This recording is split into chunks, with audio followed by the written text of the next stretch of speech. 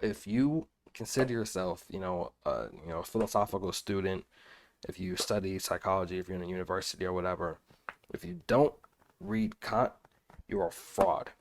And that's not saying much coming from me because considering I have zero credentials, but this is just my subjective opinion.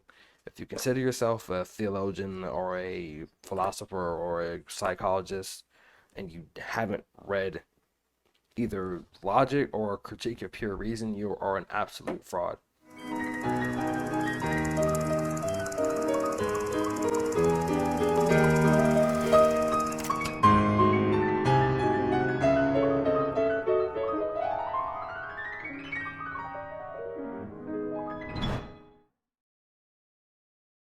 All right, so today I'm going to be reviewing some of the most influential books that I've ever read.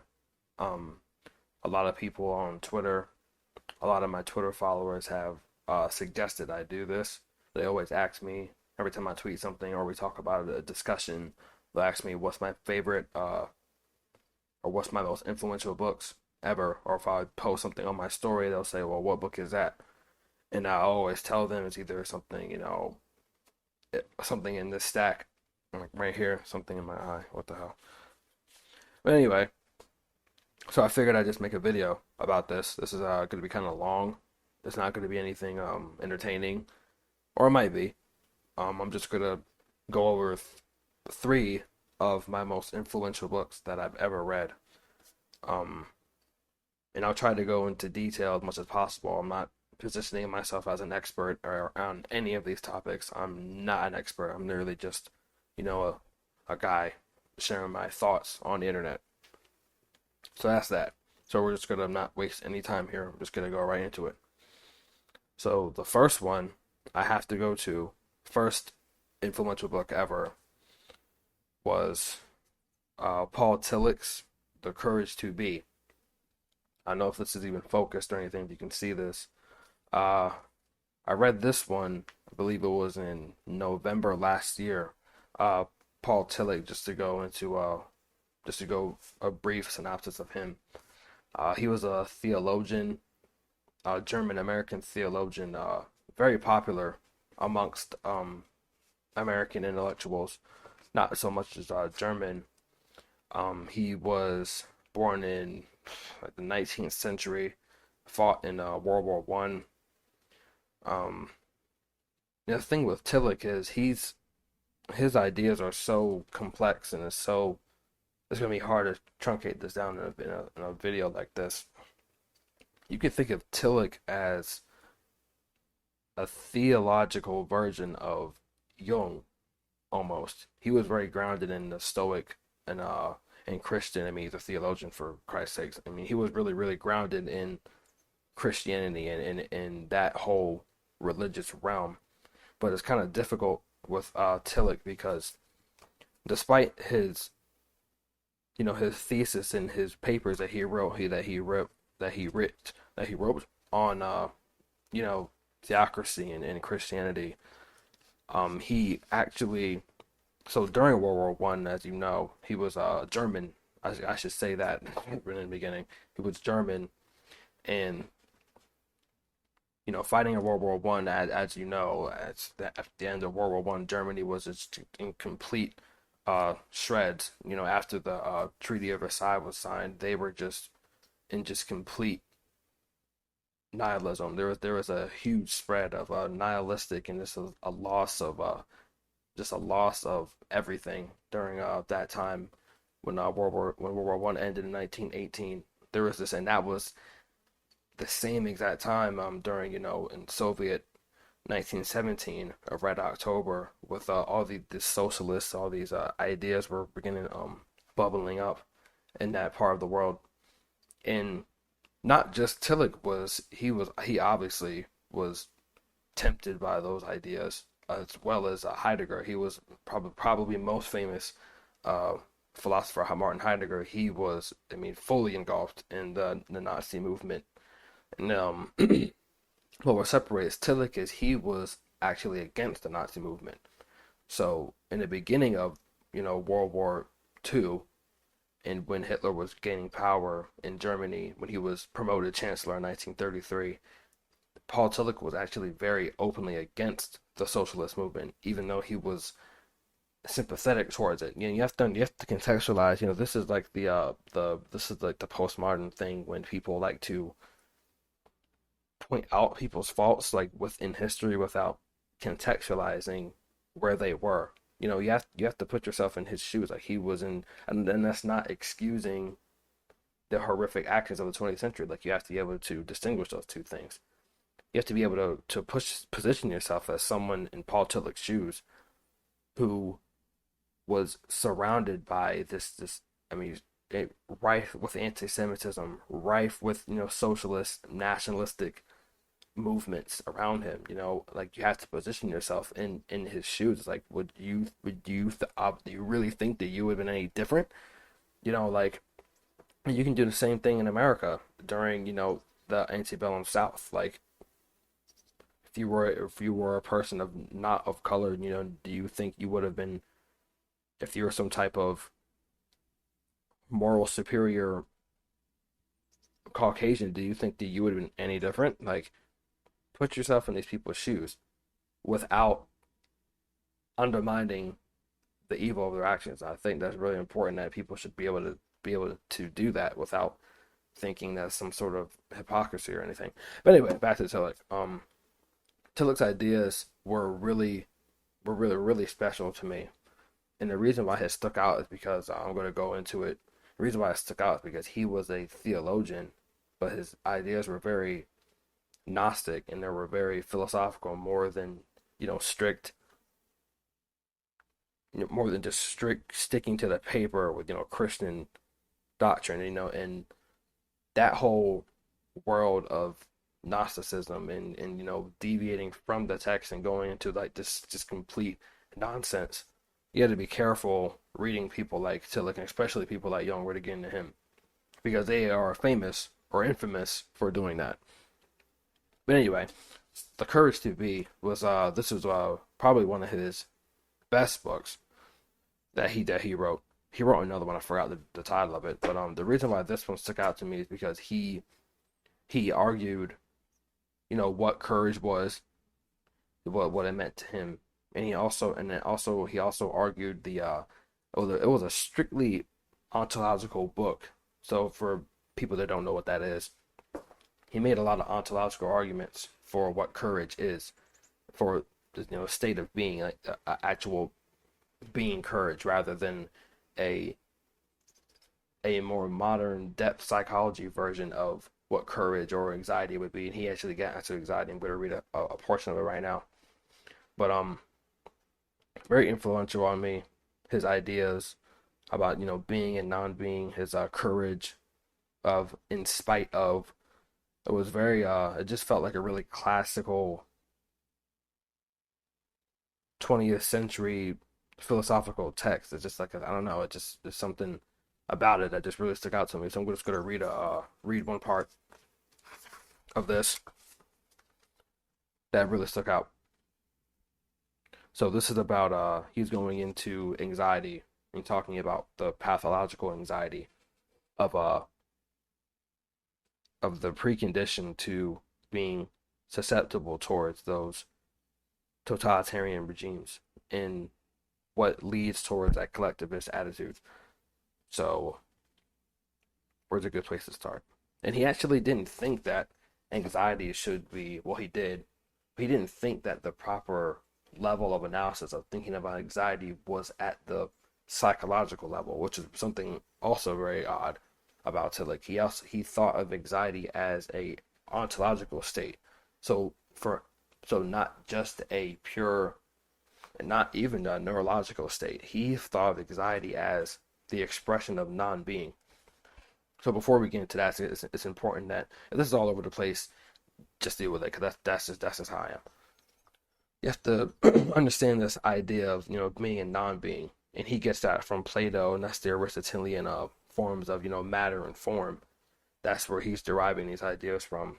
So that you can think of the being as the self. If you're familiar with Jung's work, that's kind of the self. If you're familiar with Heidegger's work, which is literally Tillich and Heidegger go hand in hand. Despite the Nazi stuff, Dasein, it's just that state of being and expressing yourself. It sounds kind of vague, but it gets a lot more technical than this. So that's what being would be. Your relationship towards the objective world, and in anything that's non-being, you could think of that as anything that is removing you away from life is, or anything that's removing you from the expression of expressing yourself. So, for instance, that would be an anxiety, or that would be a not courage, that would be cowardice, or that would be evil, or that would be anything of malevolence, anything that is literally taken away from being. That is what non-being is. So that's the dichotomy between being and non-being. So I had to lay that groundwork, because then now you'll understand what I'm about to read. So this is on page 60 of Paul Tillich's The Courage to Be. So talking about psychology and anxiety, there's still another reason for the psychotherapeutic theory of anxiety being in a confused state in spite of all of its brilliant insights. It is the lack of a clear distinction between existential and pathological anxiety, and between the main forms of existential anxiety. This cannot be made by depth psychological analysis alone. It is a matter of ontology, literally what I just said. Only in the light of an ontological understanding of human nature can the body of material provided by psychology and sociology be organized into a consistent and comprehensive theory of anxiety. So basically what he's saying is you can't negate the ontological argument of anxiety. It can't just be purely focused on a psychological state, because to purely psychologize the state of anxiety and to only be a matter of in your head, I think that kind of takes away from that non-being element. Because it sounds foolish, but who's to say that an anxiety, that an anxious state is wrong? Like, who's to say that that's something that you shouldn't strive for? And I know that sounds like completely ridiculous, but this is, and you can look this up for yourself. This is not my idea. That is why psychology is not thought of as a science, because there is an injunction of healing someone. There's an injunction of something is not technically right. And you can actually read stuff like this of especially Foucault and people who argued that mental illness is something that shouldn't be stigmatized. Something we should, people like Foucault, like he actually argued that the ill were not something wrong with them, but actually I might get lambasted for this, but actually a superior form of being, something that we should actually embrace, like a diverse cognition. So that's the injunction between thinking of anxiety as something purely psychological versus something ontological, which is what Paul Tillich is arguing right now. Pathological anxiety is a state of existential anxiety under special conditions. The general character of these conditions depends on the relation of anxiety of self-affirmation. That's how Tillich describes the courage, is the self-affirmation. That's the self-affirmation of what I am in spite of my tyranny, or in spite of my suffering, or in spite of the outside world. So that's how he's articulating what courage is. We have seen that anxiety tends to become fear in order to have an object, which with courage can deal. Now this is where things get interesting. Courage does not remove anxiety.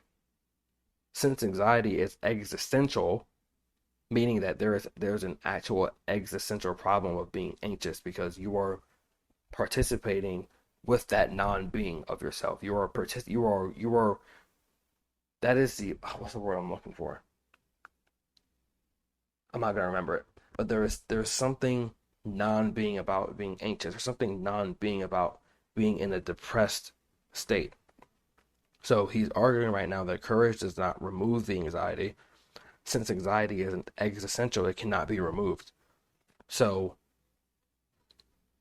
that I think that's one of the biggest sentences I think in the book, because what he's arguing, this is what a lot of existentialists argued, 20th century existentialists argued, is that anxiety and suffering, especially Nietzsche, these are the givens. He says that no, you think you're anxious, you're already anxious, or you think that you were put on this world and now yeah you're being bombarded with suffering. Like, no, you were already suffering. You were already in that state of anxiousness. Your being itself is anxious. Your being itself is suffering. So what he's saying is, what pathological anxiety is you not understanding that. Is you not understanding that suffering and anxiousness, these things are all, that is the, you a priori have that already.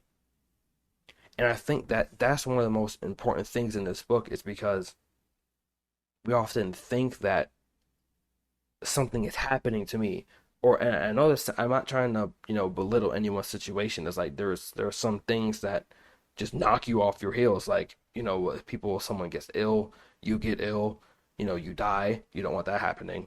Something very bad happens. And I'm not saying you shouldn't, and this is the stoic where I'm going with this. I'm not saying you shouldn't express your emotions about that. And that's a valid criticism of stoicism, by the way. But what I'm saying, well, what Paul Tillich is saying, and what I agree with what he's saying, is that these things are just a part of being itself. And what causes you to deviate into non-being is you not realizing that.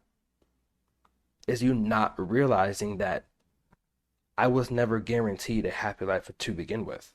I was never guaranteed. I was never sent a notification by God saying, nothing's gonna happen today, just letting you know. Like, that never happened. These things are packed into existence itself. And that really changed me, because it's like, you should expect the absolute worst to happen, so that anything that doesn't reflect that should be, oh damn, I didn't lose a limb today, or something terribly tragic and traumatizing didn't happen today. And when I'm reading this book, it's flipping my mind. Like, wait, life sucks. Life is terrible. Bad things happen every single day. And perhaps what a better outlook on life is not to clinch onto this safeness, is to embrace it forthrightly, which is what the Stoics say, and to embrace and take in that anxiety courageously.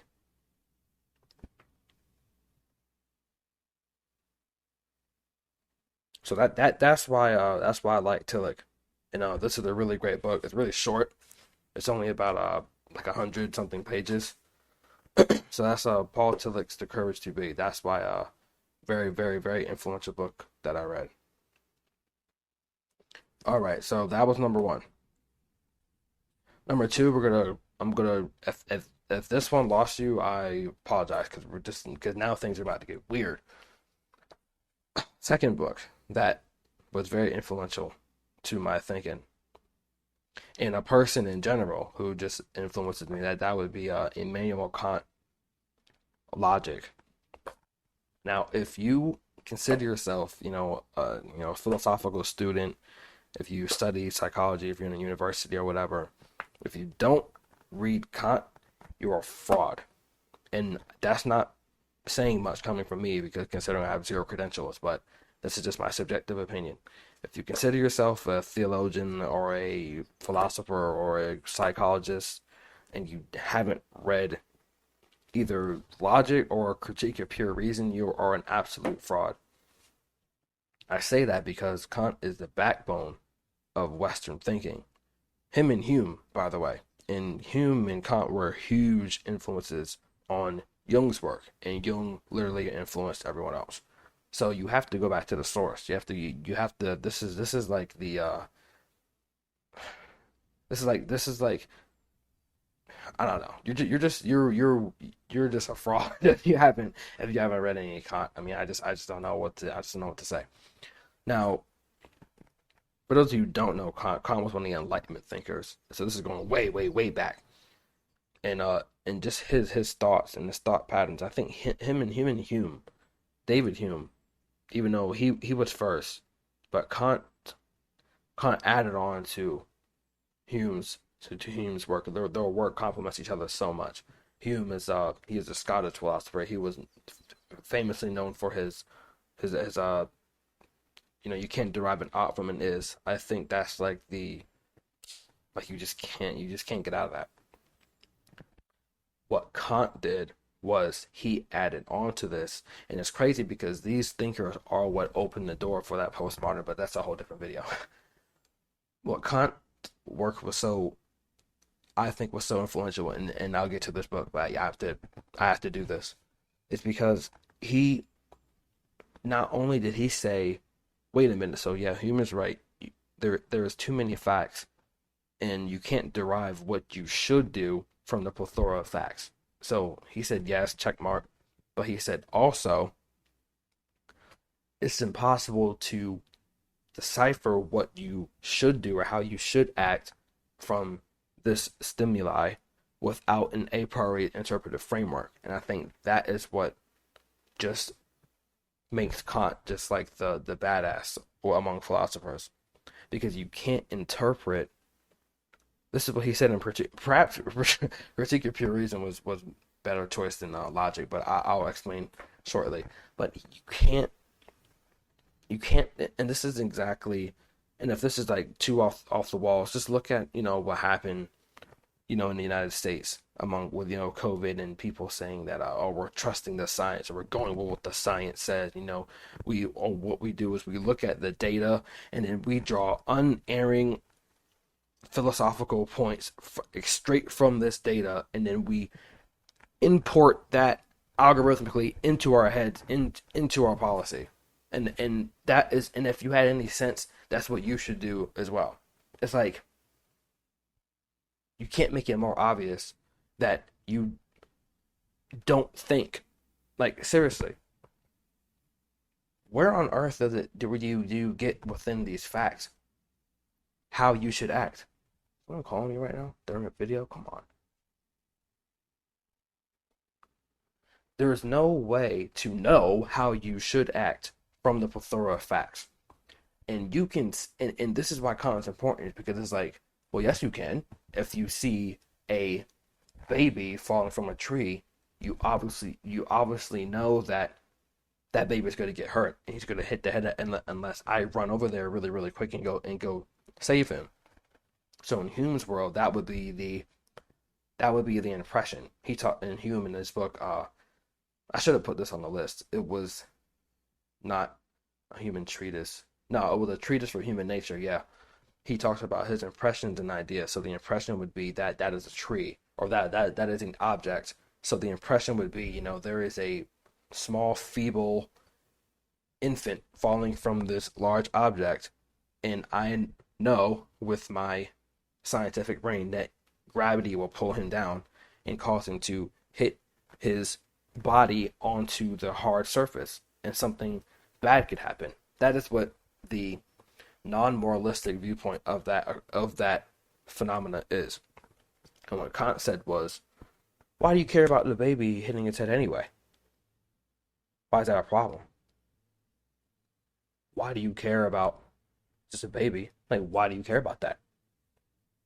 The thing is, you can't even get out of his point was you can't view objective reality not through a ethical lens, because the injunction there is, well, let's just strip this away from ethics. Okay, well, the baby falls and hits the ground. Okay, so what? Okay, well, it's my baby. Okay, why should you care about your baby? Oh, because I had it. Okay, well, why'd you have it? Because I wanted kids. Well, why'd you want kids? Well, because I want to have a family. Well, why'd you want a family? You go into this infinite regress, and the further you go back, the further you're getting away from ethics. So what Kant says is there is a unscientific root in science. And that's what we're about to get to today in this book, Logic. So basically, this book, he rules out, this was kind of the precursor to his other critiques. And what this one was really important because it's really dry, cut and dry. There really isn't any kind of humor or any kind of like personality in this. You know, if you're someone like, you know, weird like me, you kind of actually kind of like that. So I'm going to read one of the most influential parts in this one. See if I can find it. Now, in this part, this is the introduction. He's talking about science and cognition. And my little rant there it relates to this. So don't think I'm, you know, too crazy, even though I am. Now, reading it now, page 15. Now, this science of necessary laws of the understanding and reason in general, or which is the same, of mere form of thinking we call logic. As a science concerning all thinking in general, regardless of objects, as a matter of thinking, logic is to be considered as 1. The basis of all other sciences, in propedeutic of all use of understanding. For this very reason, however, because it abstracts entirely from all objects, which means logic has no ethical basis, it can be no organ of the sciences. So what he's saying there is there cannot be a rationalistic root of the endeavor of science. And Hume said the same exact thing as well. There cannot be a scientifical method used to prove the scientific method because that's an absurdity. That's circular logic. What is at the root of the scientific endeavor? What is at the root of us analyzing data? What is at the root of what we're doing, why I'm making this video? There is logic itself. Logic is the abstracted universal law that makes this system, that makes the system work.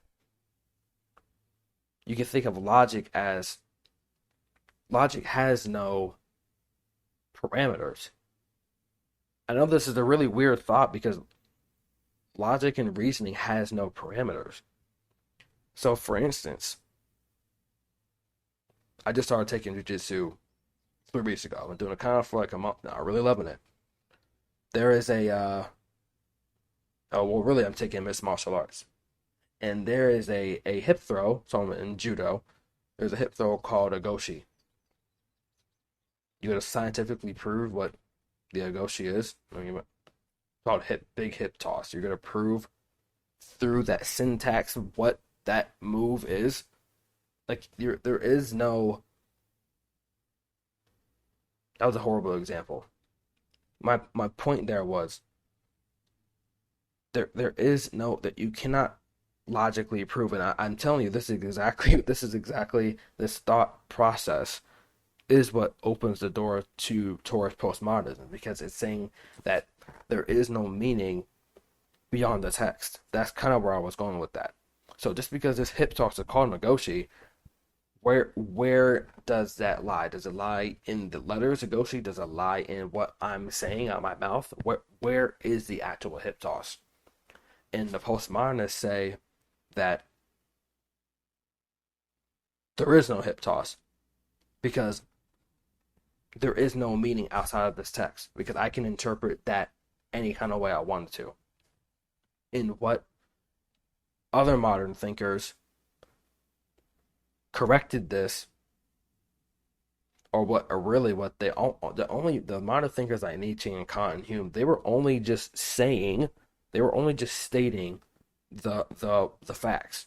They weren't saying that there was no exact way to interpret facts or interpret the outside world or objective reality. They were just making the point that, hey, there is an ethical framework in your scientific endeavor, whether you want to admit it or not.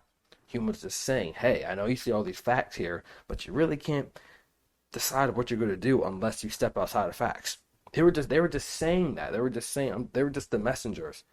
And what the postmodernists did was they said, oh, so what you're saying is that there are no facts. So I think that's why it's important that you know Kant. It's important that you know people like Hume and people like Tillich because they're just the messengers of a greater point that need understanding. They don't necessarily need they don't necessarily even need answers. They're just making information that could be unbeknownst to us, aware to our consciousness. Like just be aware of the fact that you step out of science to conduct your science. Be aware of the fact that you step out of facts to make your point. They're just that's all they're saying. So continue on page 15. By no organ, namely, we understand an instruction of bringing about a certain cognition. This is just gonna blow your mind. This implies, however, that I already know the object of the cognition that is to be produced according to certain rules. An organ of the sciences is therefore not mere logic because it presupposes the exact knowledge of the sciences. That's literally what we just said. Of their objects and sources. Thus, mathematics, for example, is an excellent organ as the sciences containing the ground of expansion of our cognition in regard to certain use of reason. But since logic as a universal of all use of understanding and of reason in general need not to go into the sciences and anticipate their subject matter, it is only a universal art of reason to make cognition in general conform with the form of the understanding, and only to that extent may it be called an organ, which, however, serves not the expansion, but merely the judging and correction of our cognition. So basically what Kant there was saying was logic is this is gonna hurt my brain. Basically what Kant is arguing here is that logic and reasoning, these are the tools in which we correct and operate our cognition. So if I can look at something and I can apply a subjective term over top of it, if I can look at this impression of a tree, I always use a tree, and if I can have a consistent and cohesive subjective term to apply to this object I see, which is a tree, then therefore I can say that that is a tree. I can make that proposition. That is a tree. But what he's saying is that logic and reasoning, that's that is their only utility. It is not to suggest that that should be a tree. There is no that's that jump, that's that leap. You can only use logic and reason to reassert the logic and reason. So all he's saying there is that there is a big gaping hole. That's not something you thought you were going to hear in this video. There's a big gaping hole in that is at the locus of our logic and reasoning. So that is what the difference between knowledge and truth is. So for instance,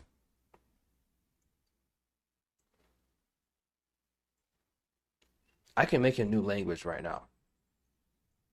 Could I could say,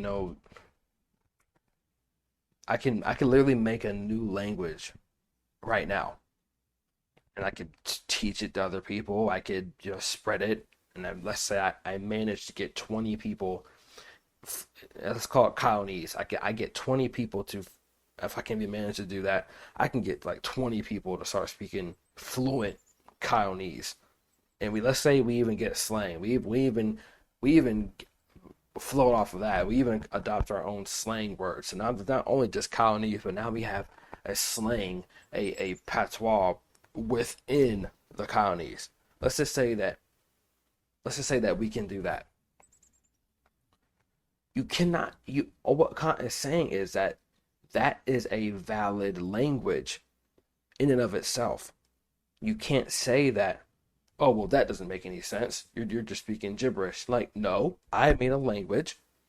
I used my cognition, I used my verbal capabilities, and I created a logical and cohesive structure through syntax, through alphabet. Let's say we're just to keep this example easy. We're using the English alphabet, and I made a cohesive and a coherent articulation of speech. And that's what us 20 Polynesians use. That's our language. What Kant is saying is that is a correct language. You can use that. But the thing is, there's no way to say that that is wrong. There's no way to say that you shouldn't be speaking that way, or that doesn't make any sense, because logic's parameters only exist through the reasoning and the logic. That is what they do. In order to critique that language, in order to suggest that, now let's say the Colonese language is complete gibberish. Let's say it's really hard and it doesn't really capture it. It's not really very articulate. You can't use logic and reasoning to critique that Colonese language. You have to step outside of this. You have to literally step outside of logic and reasoning to critique the logic and reasoning. You can't use logic and reasoning to critique itself. And that is what Kant was saying. And if you understand that, you understand that you can't just look at a policy and say, oh, okay, well, we can let's say if we can get rid of cars, we can lower emissions by like 100%. And if we can improve the well-being of human life by 80%, and then we'll have a 20 more year life expectancy. Oh, let's do it. It's like you can't just you can't just use this logical form of structure and reasoning. You can't just do that and then say, okay, well, just because it's worked, then we're gonna go ahead and implement it. There's a gap. There is a gap between, oh, this is safe and effective, let's just go do it, versus, okay, should we be doing this? Let's go look at the data. This has a 99% survival rate. Okay, let's go look at the data more. It seems like over 75% of these people who have contracted this thing, they had comorbidities. They already had pre-underlying health conditions. Let's go look at this some more. It looks like, okay, only 600 kids have suffered from this thing. Let's look at it some more. Actually, not only have only less than 600 kids have died from this thing, but within the 600 group of kids, over 50% of them also had underlying dead, lethal, or fatal underlying health conditions. Okay, so now that we have these facts, what are we going to do? Well, what the purely, not I'm going to say postmodern, but what the rigorous scientific people would say is, well, it can do this, so that means we're going to do it. And what Kant points out in books like this, and his other works of his Critique of Purism, what he says is that you can't make that leap. You cannot make that leap from the data and from the science and from these words and from the syntax to what you should or ought to do. And David Hume made the same exact point as well. You cannot make that leap without an ethical framework. Now, you can make that leap without acknowledging you're making an ethical framework. Your ethical framework could be something woke, like, oh, well, we know diversity, we need to be diverse. Or it could be, oh, we need to give everybody a chance. That leap can be hijacked by a totalitarian regime. You can create a logical framework. Let's look at the 20th century, for example. You can create a logical and reasoning framework. Okay, these group of people, we deem these people as rodents, as less than, and they are a cancer to our nation. And what we need to do is we need to purify our nation. We need to get rid of these people. Okay, that is not a logical reasoning, but that is our cohesive ideology that we're going by. How are you going to critique that? Are you going to study this group of people and scientifically prove that they're not any better than you? No, because it's purely a subjective, it's purely a ethical proposition you're making. And it's so important to understand this, that you cannot jump headfirst into ethical propositions without acknowledging that you're doing so. There is no straight way from the facts to the values. And that is what Kant pointed out in his book Logic, and that's what Hume said as well. And once I understood that, it just changed everything, because it's like, you have to think, you have to stop and think. That's that, I believe that's Viktor Frankl, that's That's that stimulus. There's a pause between the outside stimulus and what you act. There's a pause. You have to stop. You have to think. You have to think. And I think Kant points that out. Uh, well, he points that out really good in Logic. So I highly recommend. It's a hard book. Um, yeah, I highly recommend that. Kant is a really one of my really favorite thinkers. And last but not least, this is one of the most recent books I'm reading now. I haven't even finished it. This is one of the third, probably number three, and most influential books that I'm reading right now. And I'm really cheating because I haven't even finished it yet. But this is Psychological Types by Carl Jung. Very thick book. Now, Carl Jung, he's a really mainstream person. I probably don't have to even introduce him like that. But what's really special about Jung is he was really famous for using mythology and using religion to make his, to oddly enough, make his scientific and psychological points. And Jordan Peterson and people, a lot of things like him have really popularized his work. And what really stuck out to me in Psychological Types and what really transformed my thinking was the concept of introverts and extroverts. And I've been talking about this a lot on Twitter, and I made some videos about it. What really blows my mind, what blew my mind about this, because Carl Jung, he was the one who derived the psychological terms extrovert and introverted. So what more modern people think that extroverted and introverted means, that introverted means you're kind of to yourself and you don't like speaking to other people, and you are to yourself. You don't like social interaction. And the extroverted is thought to be of people who are outgoing and who are creative and high in openness. And basically, it's the big five models. There is strictly is restrained is thought to be of viewed through the big five trait model. And I could be wrong for this, but throughout the portion of this book I've read on his work, on his work on introverted extroverted people, I can't find a single thing that he said about liking people or talking to people, or extroverted or introverted not being social. I can't find a single thing, and this is the book that it came from. I could be wrong. Maybe in the other works I haven't read a lot of Jung, but maybe in his other works he spread upon those ideas. I don't know. I have to trace to where these ideas of introverted and extroverted became social terms. I have to search that. But from what I read, I didn't see one single thing about people being social or people not talking to people. I haven't read one thing, and this is from the actual source. So just that's what really shocked my mind, because it's like you can just see how twisted, some people's theories can get.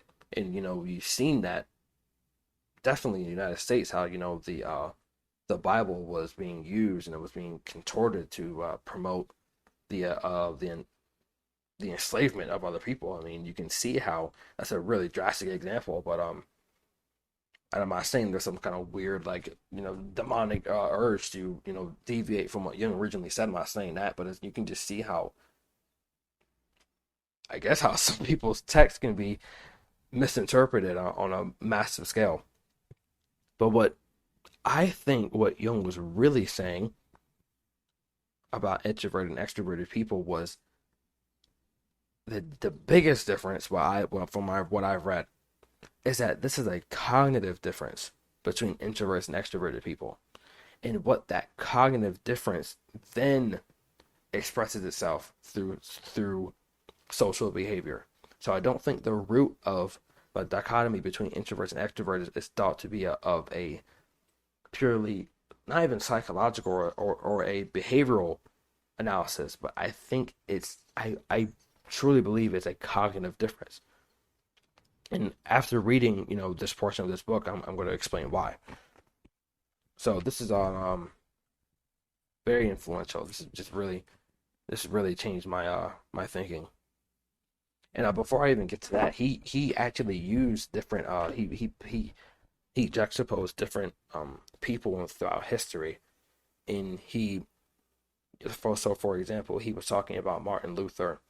This is Martin Luther. He was one of the Reformation. He was one of the fathers of Catholicism and the Reformation during that time.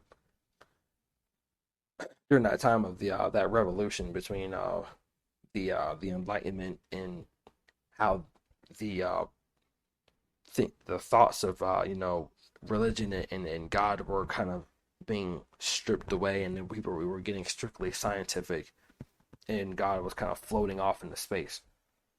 What he argued was Martin Luther was he was the he was the introverted thinker, not like I forgot the other guy's name, not like the other guy. He was comparing their two ways of thinking. That's what he was comparing. He was contrasting their two modes of cognition, not their social behavior. He was saying that Martin Luther, so for instance, he was the introverted thinker. He is the man who is oriented towards ideas, and the extrovert is oriented towards objects. What Martin Luther wanted was a one-to-one relationship between man and God. That's what he wanted. And he wanted the communion. He wanted the communion or the communion, the bread and the wine, what they do in church. He wanted that to be thought of as a literal what's the word I'm looking for? Not a sacrifice, a literal ceremony? No, a literal, oh my gosh, this word. A ritual, as a literal ritual of the blood of Christ. He wanted that to be a literal thing.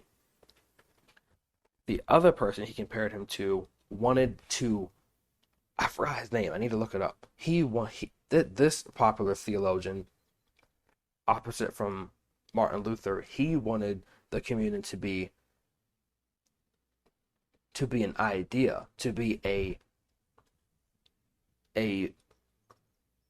thing in which we can get the points. It didn't really, the idea to him, the chip and the wine, the objects were arbitrary.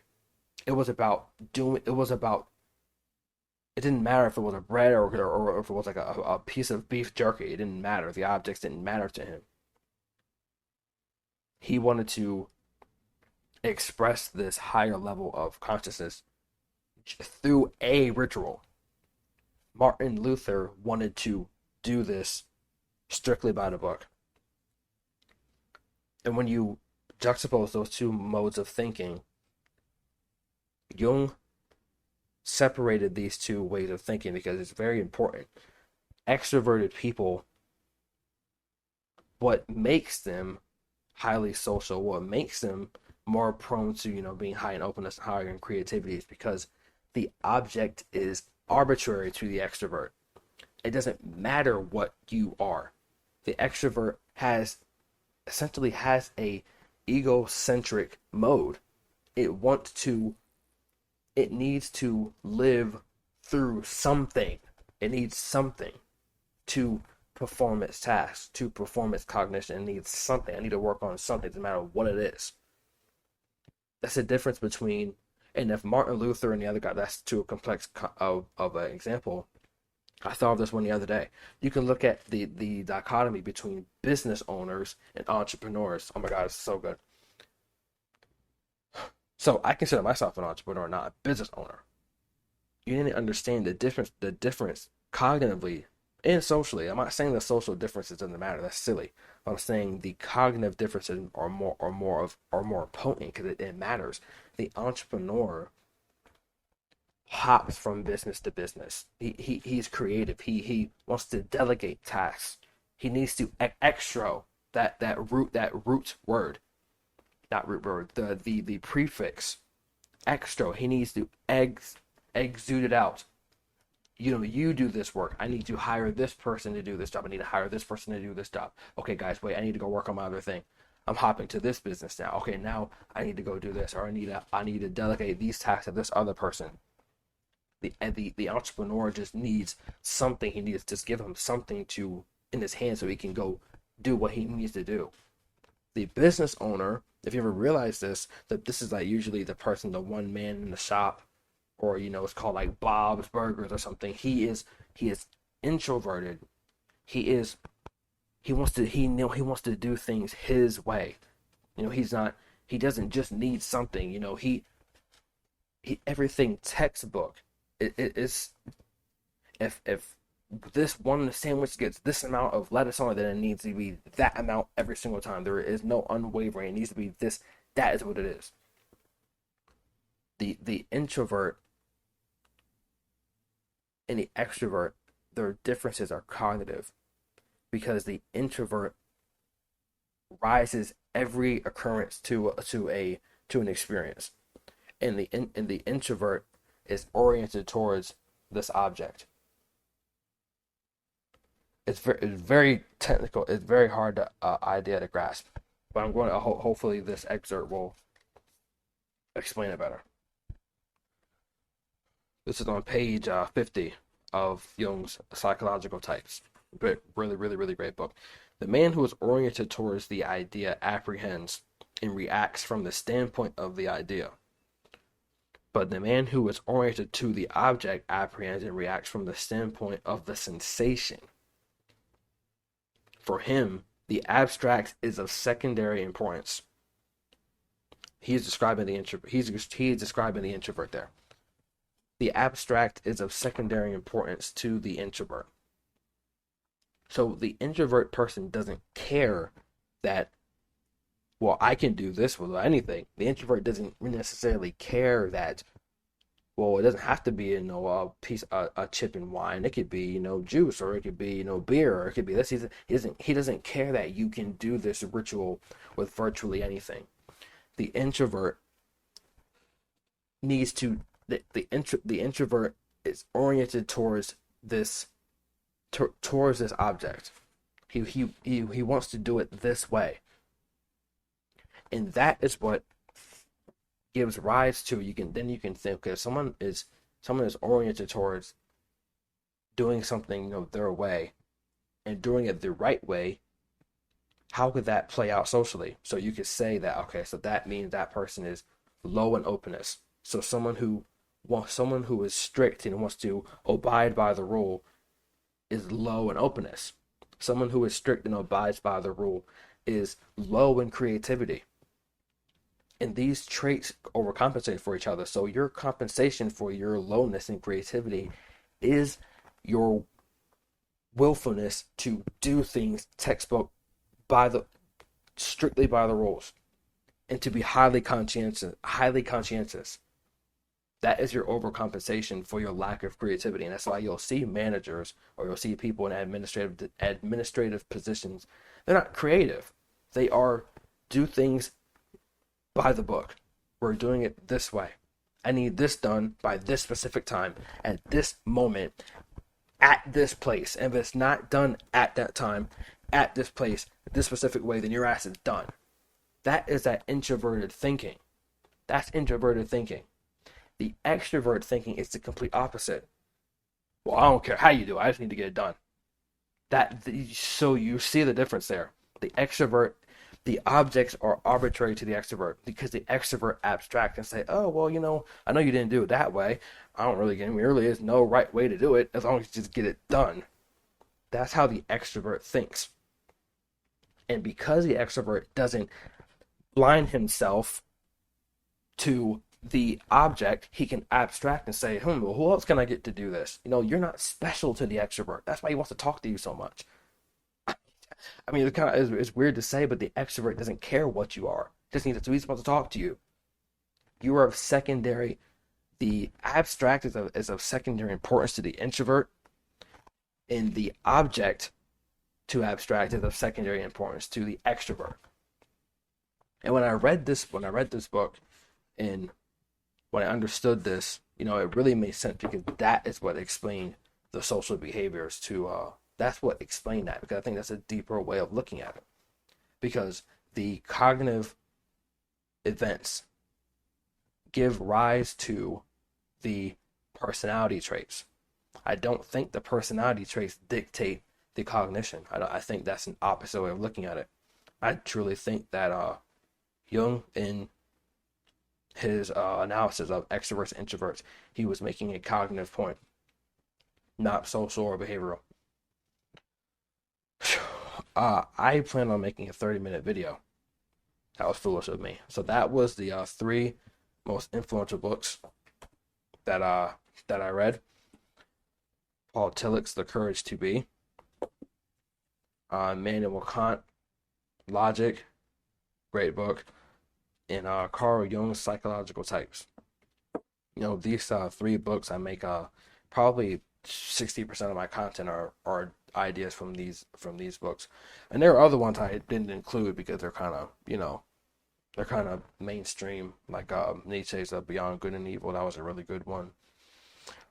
Christopher Browning's Ordinary Men, his analysis of the police battalion 101 of the Nazis in Nazi Germany, and how they would and he was the one that included the Milgram test to their adherence to the rule of the shock Milgram test. I'm not going to go into that because that's off topic, but look up Milgram shocking test. That will just blow your mind. Christopher Browning, he articulated the significance of that in his Ordinary Men brilliantly. So there's a bunch of other books. I mean that's all I do. But though these were the most three influential books that I've read, and I hope I didn't sound like a schizo this whole entire time. But yep, that's it. So thanks for watching, and I'll think about doing more videos like this in the future. Thanks for watching.